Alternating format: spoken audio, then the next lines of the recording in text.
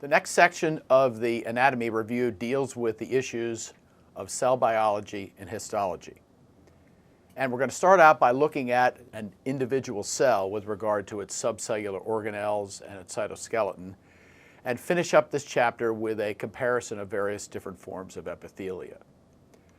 Now, there are a couple of issues with regard to the anatomy review of histology. First off, histology is an all-encompassing subject. Aside from the fact that we're going to spend some time dealing with normal tissue identification, to review a functional histology implies that we have to talk about biochemistry, physiology, pathology, pharmacology, and so on and so forth, which obviously we're not going to get into. So we really want to concentrate on normal tissue identification. Why does a tissue look like it does? And when we deal with a tissue, recognize that there are four fundamental tissues that are going to make up virtually every organ in the body.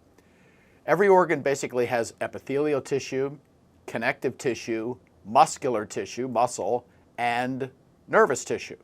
So our job as we go through this is to identify those tissue components, deal with what cell types might be present, what their functional significance is, and particularly when we get to epithelia, exam questions frequently deal with where are the stem cells in a tissue or an organ or an epithelium, and what are they actually stem cells for?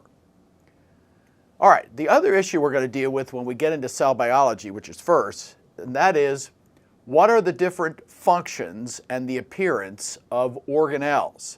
And histologically, we can kind of subdivide organelles into either membrane-bound organelles, which will be the largest of the subcellular structures, versus non-membrane-bound organelles, and non-membrane-bound organelles make up the cytoskeleton.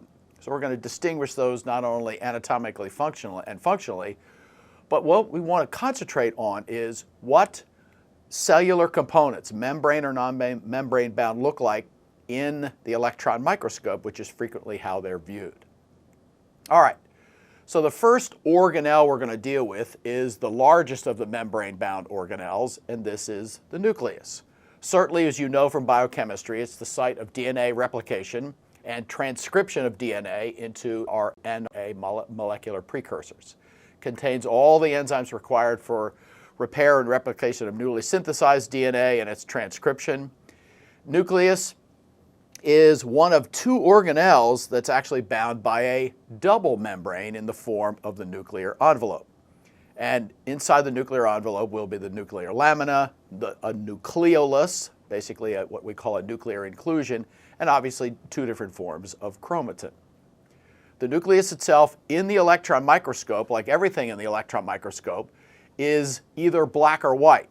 So when structures are described in the electron microscope, it's kind of as if you were interpreting a radiograph. Things are considered in the electron microscope to be either electron dense, which means they're black, or electron lucent, which means they're light or unstained. And this story kind of begins with a picture of a nucleus. That happens to be from a liver hepatocyte, although it could be from virtually any protein-producing cell. And you'll note first off that in the EM, the dominant feature of a nucleus is its chromatin content.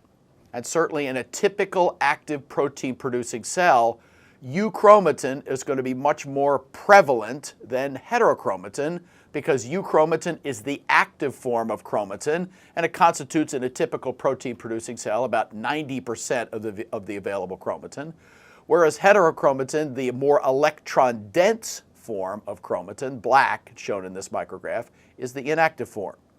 And this is also a very good electron micrograph of a nucleolus, as we well know, a site of ribosomal RNA synthesis and ribosomal assembly. The nuclear envelope, as we said earlier, is a structure that is in the form of a double membrane. And it contains pores that we'll see are continuous with the endoplasmic reticulum. And there's only one other subcellular organelle that contains a double membrane surrounding it, and that will be a mitochondria. Chromatin, as we indicated, it's either in the form of heterochromatin, which is transcriptionally inactive, constituting about 10% of the chromatin in a typical eukaryotic cell, or it's euchromatin, which is basically a more extended and active form, which accounts in a typical protein-producing cell for about 90% of the total chromatin. Next, the nucleus. We alluded to this earlier in the electron micrograph. It's responsible for ribosomal RNA synthesis and ribosomal assembly.